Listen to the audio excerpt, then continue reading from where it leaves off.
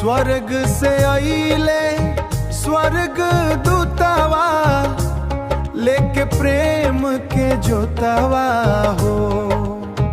अंधियार दिलवा में उजियार भरले, यीशु नाम के रोशनी हो।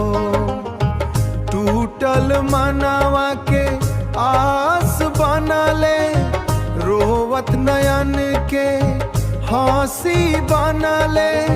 सूखल धरती पर कृपा बरसले, जीवन में नैया पार लगवले। हालेलुया गावा सब मिलके, यीशु राजा आइले हो।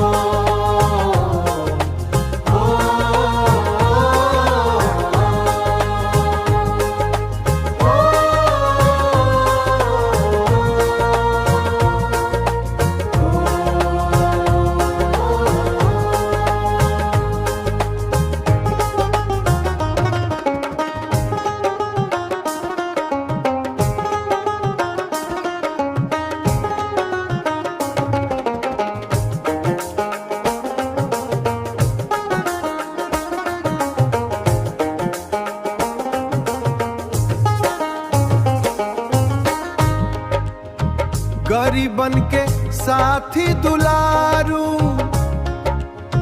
भटकल राह के रखवारू। गरीबन के साथी न जेका,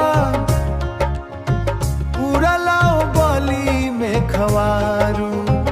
उही के लगवले, प्रेम से सबके अपवले। स्वर्ग के बाटे ही संदेशवा, दिल से उहा के माना हो।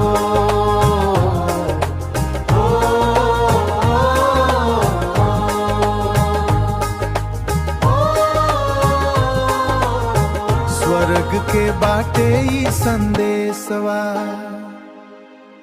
स्वर्ग के बाटे ही संदेशवा।